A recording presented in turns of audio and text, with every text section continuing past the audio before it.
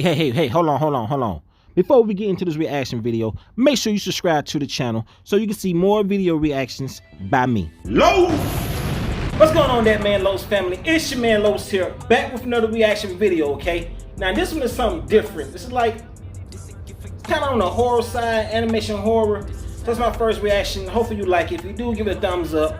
And let me know you want to see more of this, alright? This one is called 3 Chick-fil-A Horror Stories Animated. So let's check this out. And if you're new to the channel, make sure you subscribe.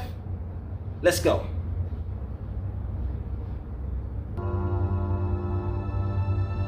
Yeah, black dude. Back when I was living on the streets, well, technically in my car, I would always post up by fast food restaurants because people would always give me their change or some of the food that they had recently purchased. One day I posted at the entrance of a plaza, and in that plaza, the busiest place was a Chick-fil-A. Throughout the day, I received a few bucks and a lot of chicken nuggets. After being out there for a few hours, I noticed a car that left a few times and came back to park in the Chick-fil-A parking lot with covered license plates. But the person never got out of the car. Covered license plates. Of course, I thought it was weird, but I didn't think anything of it. Throughout the day, I'd take my food to my car and I'd eat. Around 8 p.m., most of the plaza was closing up and the traffic started to slow down. Finally, when Chick-fil-A slowed down for a few minutes, a man in the car got out and he walked up to the door of the restaurant and took a picture of the inside. A few seconds later, what looked like the manager came outside, and it looked like she was arguing with the guy. She went back inside and the man got back in his car, got on his phone, and left about 5 minutes later. FYI, I was parked about 25 feet away from the Chick-fil-A parking lot and could see everything that was going on. So a few hours go by, and the place was closed. From the outside, it looked as if the employees were cleaning up. I was trying to fall asleep, then I saw that car from earlier pull up. Then it woke me all the way up. There were 2 cars left in the parking lot. His car and some other What about your car? And some people left. Oh, yeah, you know, the only person I saw inside was the woman that he was talking to earlier. I saw the man get out of his car at this point. Halos. He was wearing dark colors and with gloves on. Okay. And I saw the lights get turned off inside of Chick-fil-A. The man was standing on the side of the building by a dumpster, but in a way where he can't be seen. He was in the shadows. At that point, I leaned my seat all the way back so no one can see me. The woman walked out, turned around, and began to lock the door. As soon as she turned around, that man sprinted toward her, yanked her hair, and started to yell at her as he took her back inside. I leaned up a little bit to get a better look, but I couldn't see anything. There was nothing for about 10 minutes, until the man walked back outside. He went straight to his car, but instead of driving away, he drove up to the door and went back in with his trunk left open. A few minutes later, I saw something that I would never forget. The man was dragging the woman's body, but there was no head.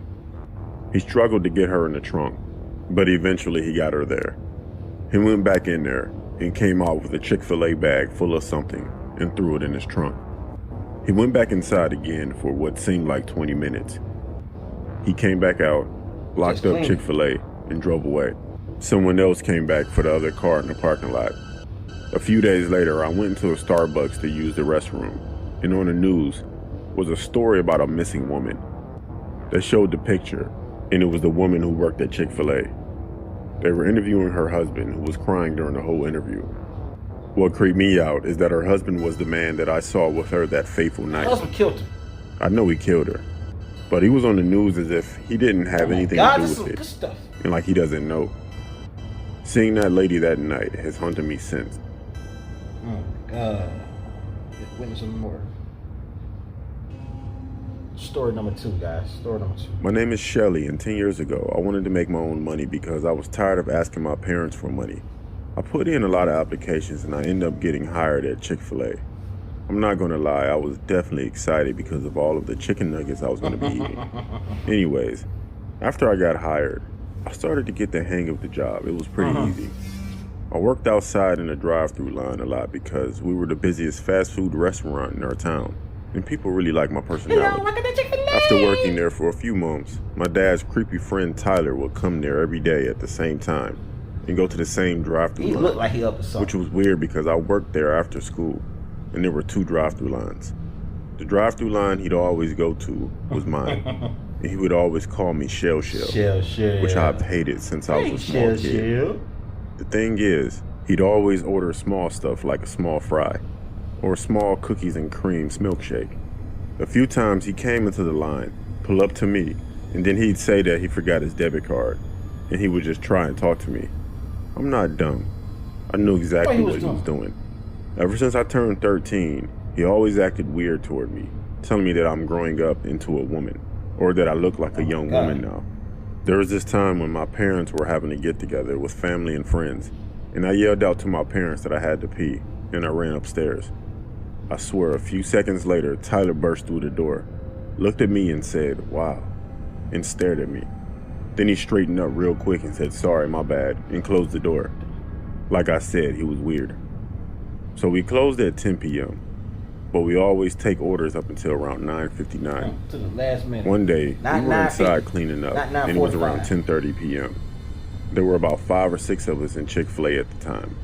I was mopping the floor, and a few of us saw a car pull up to the drive-thru, but turned around at the entrance because we put cones out there after 10 p.m. The car drove around our parking lot at least 10 minutes, and I noticed that it had temporary tags on it. After a while, our manager went outside and went up to the car due to it stopping in front of one of our windows every time it drove around. I watched the manager walk to the car as the driver rolled down the window. The window was all the way down before my manager reached the car, and to my surprise, it was Tyler, my dad's friend. He had a new car that I didn't recognize, but what made this very weird was that even when he rolled the window down, he never looked at my manager. He was staring directly at me, talking with my manager. I was standing behind the entrance door. He saw me looking at him, looking at me, but he never turned away like a normal person would. My manager walked back in and told me and my coworkers to hurry up so we can get out of here. I was the last person to get done with my closing, so it was just me and my manager. My manager told me to make sure the doors are locked. I told him okay, then I went to the bathroom. I figured I'd lock them once I'm done. As usual, I was on my phone while using the bathroom, and the bathroom door opens. I thought it was weird because my manager is the only other person in the building, and he's a guy. I yelled out that he's an idiot and he's in the wrong bathroom, but the thing is, he never left. It got weirder because I can hear him breathing by the door, but then I heard, "Shell. It's me, Tyler Proof. Are you in here?" I picked up my feet so he couldn't see them, but then he started to push open every stall door, saying my name. I texted my boss and it literally said, "Help, bathroom." Then Tyler got to my stall. He attempted to push the door open and then he laughed. He said that he knows that I'm in there. He looked in the crack of the door and said, "There you are." He then got down on his hands and knees, reached his hand under the door and attempted to unlock the stall. I kicked his arm and he said, "It's me, Uncle Tyler." As he said that, he proceeded to crawl under my stall door. I started to climb above my stall, then my manager burst through the door as I was screaming and crying. Tyler and my manager began to fight. I called the cops. After a few seconds, Tyler was unconscious on the bathroom floor. When the cops and the EMS got there, he was cuffed and loaded up into the ambulance. He was hit with a few charges and was recently released from jail. That situation just heightened my awareness of my surroundings. I put that chokehold on. Story number 3. There's no killing never.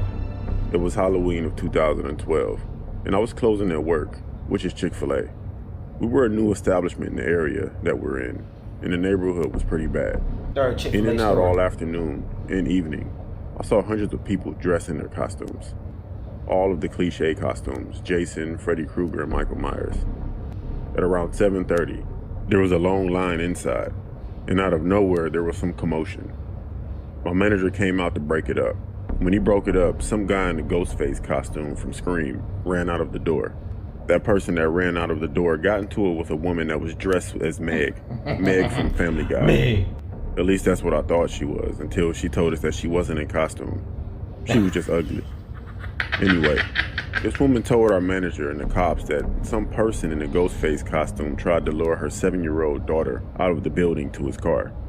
The little girl was running back and forth between her mother, who was in line, and the play area inside. I guess the man in the Scream costume told the girl that her mom told her to wait in his car, and he grabbed her. The mom turned around and saw it. Then she started to yell and scream. A few hours later, we locked the doors, and then some guy knocked at our drive-through window. He had on a ghost face costume from the movie Scream, but I don't know if it was the same guy from earlier. I yelled out that we're closed, and this guy tries to bust through the drive-through window.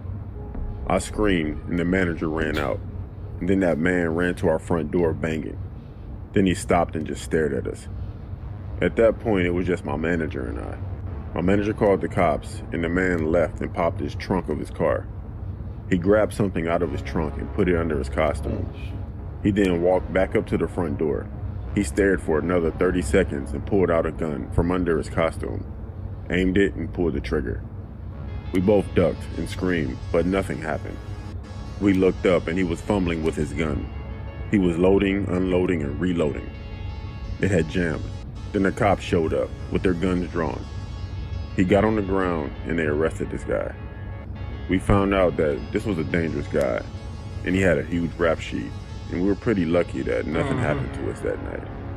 It may be cowardly, but I quit that job soon after that happened because of the neighborhood that Chick-fil-A was in.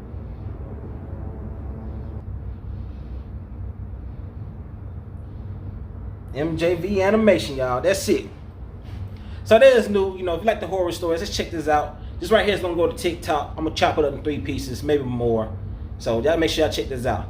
And that's it. Thank you for watching. Till next time, yo man Los.